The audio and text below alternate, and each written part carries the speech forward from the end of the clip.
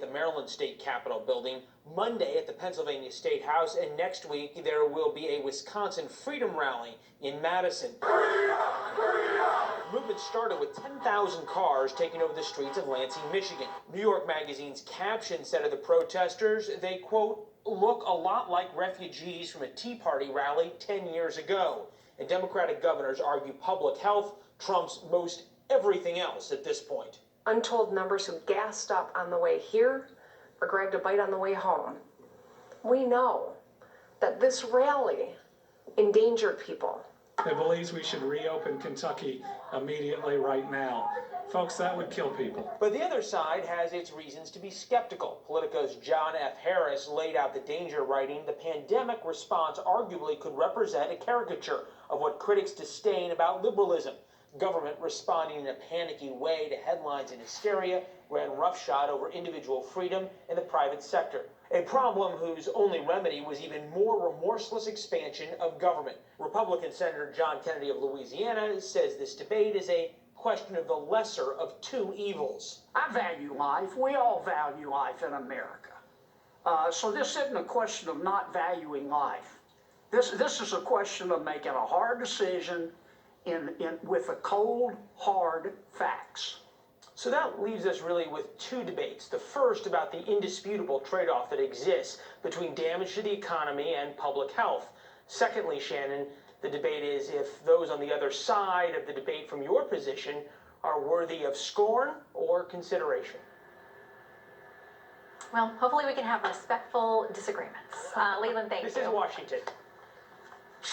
Well, the over-under on that's pretty tough. Okay, in response to what 4 Michigan sheriffs are calling Gretchen Whitmer's, quote, vague framework of emergency laws, they say they won't strictly enforce all of the governor's stay-at-home orders in their counties. Joining us live tonight, one of those sheriffs who's pushed back a bit, Kim Cole of Mason County. Sheriff, good to have you with us. Hey, Shannon, thank you for having me. It's a privilege and an honor. Okay, I want to play a little bit of what Governor Whitmer has had to say in recent days. Here she is. The sad irony here is that the protest was that they don't like being in this stay-home order, and they may have just created a need to lengthen it, which is something that we're trying to avoid at all costs. I mean, Sheriff, it seems like there's a big chasm between the two sides on this, but you've said, listen, some of this makes sense, some of it doesn't. Why have you decided you can't enforce all of what the governor's asking? So one of the things that is a fallout of this whole order, and our number one priority is to protect the people, right? But one of the issues that we've been having is people calling 911 or calling our office and saying, hey, my neighbor should only have 2 cars in their driveway, but they have 3. And we need you to go over and check license plate numbers and go to the door, check IDs, make sure the addresses on the IDs are matching the address where you're at. And if they're not, then you need to tell people to leave. And I think that's a bridge too far. We're being asked to go on people's private property on anonymous tips and remove people from homes. And I think that's a bridge too far.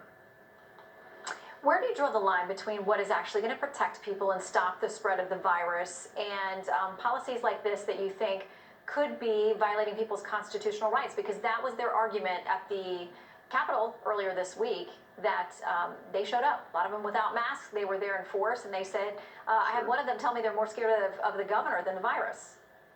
Well, you know, obviously we need to follow the CDC guidelines, the social distancing, the wearing the mask, the hand sanitizer. We want people to follow those guidelines, but we also want people to be protected on their own property. You know, the motorboat thing that just really set people over the edge. You know, in Mason County, we have 77 inland lakes and streams, and people like to fish.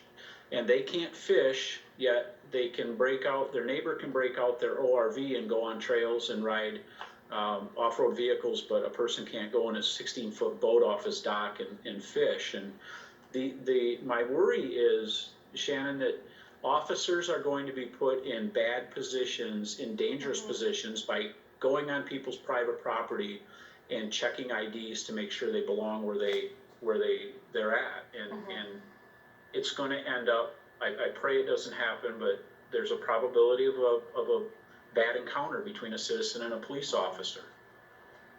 All right, I want to give you a chance to answer one of your critics. This tweet comes from Snarky Lawyer.